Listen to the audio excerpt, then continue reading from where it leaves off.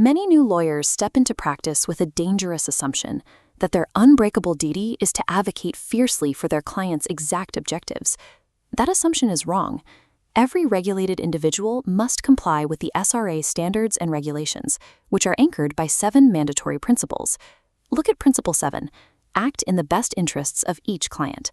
But if a client's objective conflicts with Principle 1, upholding the rule of law, or Principle 2, upholding public trust, that duty to the client is crushed by the weight of the wider public interest. The SRA's explicit rule for conflict resolution is that duties safeguarding the public interest take absolute precedence. You owe the legal system itself a higher duty than the person paying your bill. Surviving the SQE and legal practice requires mapping exactly where the boundaries of independence, honesty, and integrity lie when client interests collide with your public duty. Securing your client's exact goal can paradoxically be the precise action that gets you struck off the roll. The SRA regulates a solicitor's private, off-duty conduct with the same scrutiny applied to their professional practice. To understand this scope, look at the 2018 case of SRA v. Fairmont.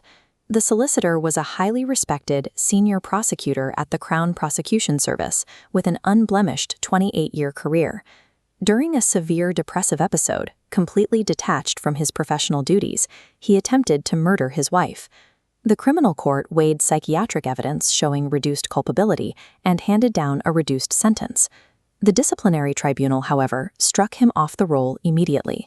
This strictness traces back to the jurisprudential rationale laid out by Sir Thomas Bingham, Master of the Rolls, in Bolton v. Law Society.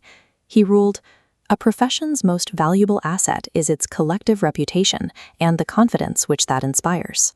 While Fairmont is an extreme benchmark, the rule applies daily. Sending derogatory emails or posting offensive remarks on personal social media accounts are frequent, enforceable breaches of Principle 2. Principle 2 evaluates your private actions through a single, uncompromising lens. Does the behavior damage the public's willingness to trust the legal system? That same rigid standard applies to Principle 3, which mandates that a solicitor acts with independence. Many assume this simply means providing objective advice to the client. It actually dictates a solicitor's independence from the client's demands. You must maintain a structural distance between your ethical judgment and their commercial or personal desires. The 2002 tribunal in the matter of Sims made this explicit. A solicitor must occasionally look at a client and say, "What you seek to do is legal, but I am not prepared to help you do it." Consider a standard SQE scenario. A litigation solicitor is asked to sue a company in which they hold significant shares. If the lawsuit succeeds, the share price drops, creating a direct financial conflict. The solicitor must decline the instruction entirely because objective advice is impossible in these conditions. Independence acts as the mandatory operational distance required to prevent a client's interests from eclipsing your ethical judgment. This brings us to Principle 4, acting with honesty. The SQE assessment specification singles this out as a highest-tier enforcement priority, yet solicitors consistently misunderstand how the SRA defines dishonesty.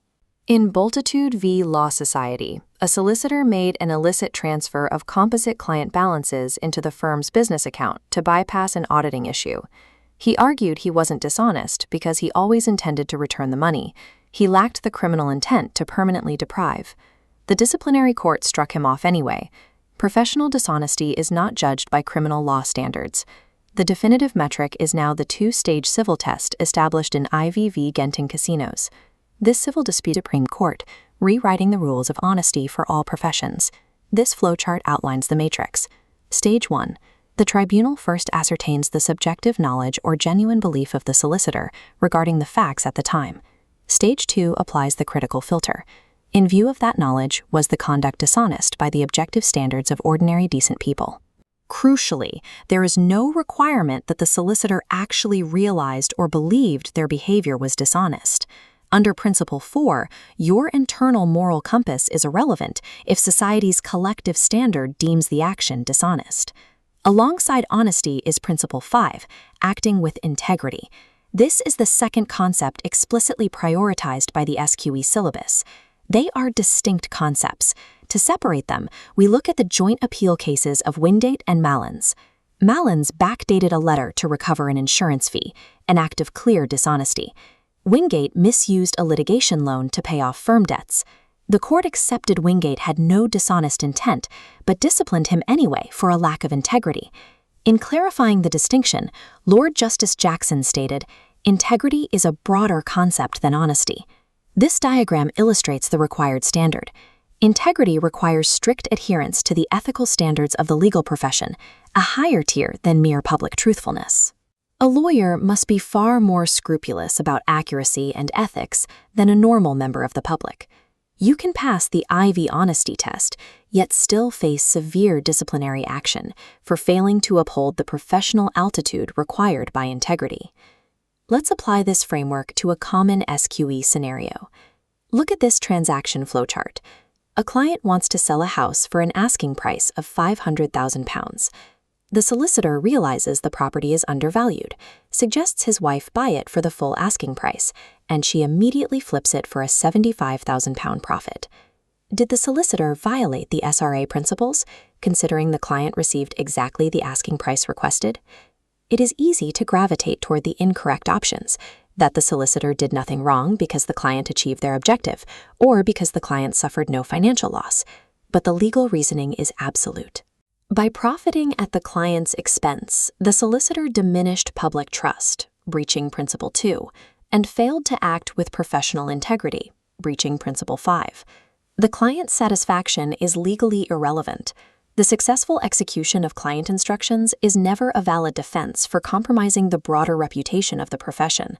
The SRA principles are not a checklist of client services. They are a defensive perimeter protecting the justice system. A solicitor who elevates an individual client or their own firm above the rule of law and public trust will simply not survive the profession.